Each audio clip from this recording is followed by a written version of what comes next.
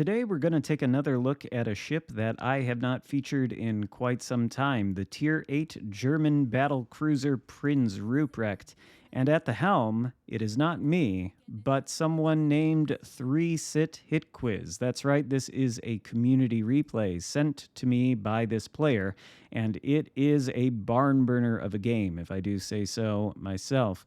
So we'll get into the specifics shortly here as the battle develops, but the reason the Prinz Rupprecht has been on my mind is because I spent a lot of time playing the Karl XIV Johann recently in order to review it. That, of course, is the reward ship for the ongoing campaign, and if you watched my video on it, then you probably know I am disappointed in the ship. The long and short of it is they changed the design very radically from what it is on PC. And it seems to me that the devs were aiming at something like a brawling battleship that you can build into its secondaries, and you've got long-range torpedoes when they were designing the Karl Johann. It reminds me a little bit of this German battle cruiser line in a way, except much worse. The Karl Johann is by far an inferior ship to the Prinz Rupprecht. The Prinz Rupprecht, even after the nerf it received a couple patches ago, probably still is one of the best battleships at this tier, and 3-Sit Hit Quiz is going to demonstrate that for us in no uncertain terms. Now, he spawned in the center of the map near the Bravo cap, which is currently occupied by a friendly destroyer. The cap is contested, though, suggesting that an enemy destroyer is also inside of it, which may be a concern for, incoming torpedoes. In any case, 3-Sit here absolutely cannot push into the Bravo cap. There is an Atlantico, another battleship, and who knows what else out there that would shoot at him if he did, and then he would have the torpedoes to worry about on top of it. But if he decides to sail toward Alpha, what he can do is place this chain of islands in between himself and the enemy battleships out there, as well as any torpedo threat emanating from the Bravo cap. And there are the torpedoes, by the way. They run out of steam before they come into the, let's call it, danger zone. So I don't think it's too much of a risk to go through this gap, although this is a little bit of broadside to be giving the Atlantico, who does notice and does take a shot. 3-Sit follows up with that in a salvo of zone. The results, not spectacular, not a lot of damage there, but the secondaries do start momentarily singing as the Atlantico fires back with his own secondaries, and that is when the Jean Bar inside of the Alpha cap appears. I didn't actually realize this guy was right here. He must have just come around the corner, but Jean Bar has found himself in a rather unenviable position where he is now stuck bow in.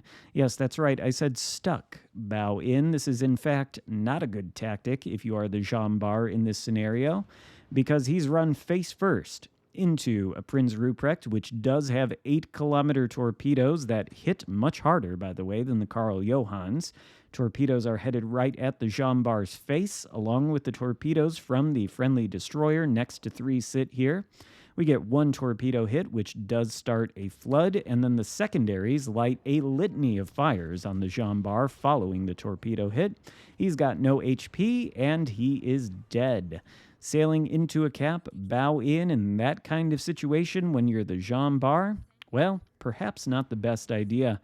Likewise, the Z-44, who I think was busy trying to take the Bravo cap, is now entering Alpha, running right into the Schultz, which should be able to make quick work of the Z-44. The only thing that worries me is obviously the Schultz is spotted, and he's got at least 2 battleships that can probably shoot at him, or rather a battleship and a cruiser, but Schultz apparently is a Chad. He takes out the Z-44 without breaking any sweat whatsoever, and he should be able to get away with at least his life still intact, if not his full HP. Riga and Atlantico, that is who is left on the flank here. So I don't think 3-Sit wants to push directly into them. They are spread out enough, and if he were to turn nose in here, he probably could succeed, and he could probably take both of them out. But he might find himself in a situation where he is crossfired between the Riga and Atlantico, which is not what you want, especially because the Riga's guns are in fact quite good. And now, well, maybe I shouldn't have been so complimentary to the Schultz, because I don't know exactly what he's doing there, but whatever he thought he was doing, well, he was wrong. He is now dead. So that leaves just 3 sit here against the Riga, who is nearly almost deceased, and the Atlantico, who looks like he's about to eat at least 1 torpedo. And yep, there it is. Does cause a flood. Riga, in one last-ditch effort, I think, is trying to get all the guns on target. Again, his guns are no joke. They do chunk 3 sit there pretty good. But 3 sit is able to take out the Riga for his second kill of the game, and that just leaves the Atlantico.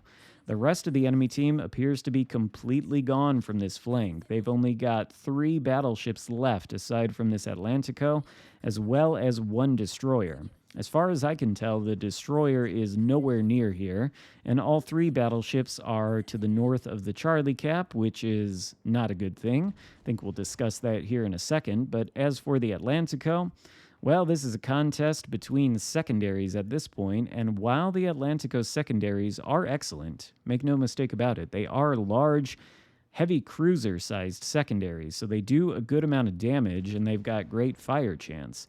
The problem is Prinz Rupprecht simply has much quicker firing secondaries, and, well, it's not too much of a contest when you put these ships up side by side. Atlantico does manage to get away. He slips around the corner there and goes dark, but he's got 1 perma-fire at least burning on him, and I don't think he is going to survive that fire. He's got basically no HP. 3 sit is looking to maybe get some torpedoes on target. He does decide to launch 1 rack, but it is completely unnecessary.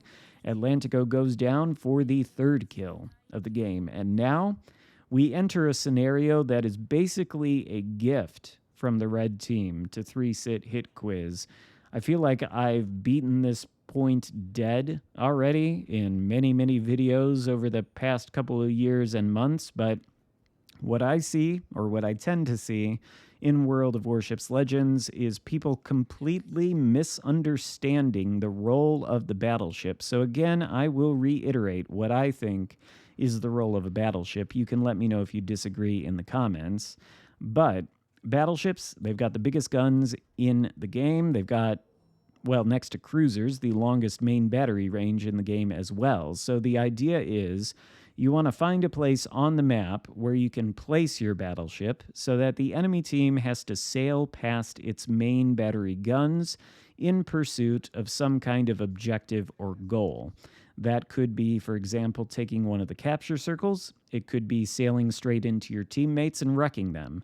You want to find a position on the map in your battleship where you can aim your guns at the enemy broadsides as they push in toward whatever their goal is.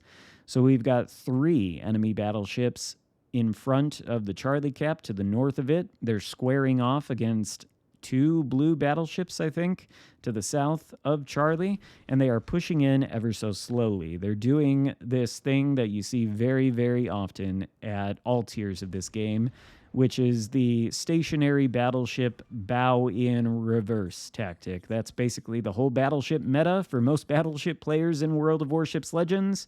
And, well, I find it extremely unimaginative and ineffective. Bow tanking is not a strategy. It is, in fact, a last resort. Because, well, we have these 3 battleships over here bow tanking the blue team. And, well, whoever they're fighting over there to the south of the Charlie Cap, they've only got to angle to 1 place on the map in order to mitigate damage.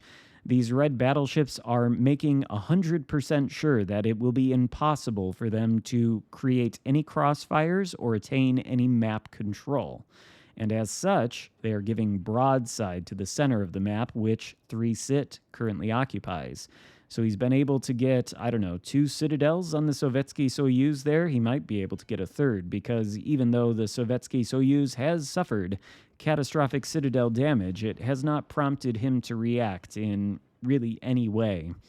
Next salvo there does not result in a citadel, but Sovietsky Soyuz is well on his way back to port, and if he goes down, that just leaves the Bismarck and the final remaining enemy destroyer, who was last spotted in the area. Of course, 3 sit does have the sonar going, so If any torpedoes are going to be forthcoming, they will be revealed well in advance of striking the Prinz Rupprecht's hull.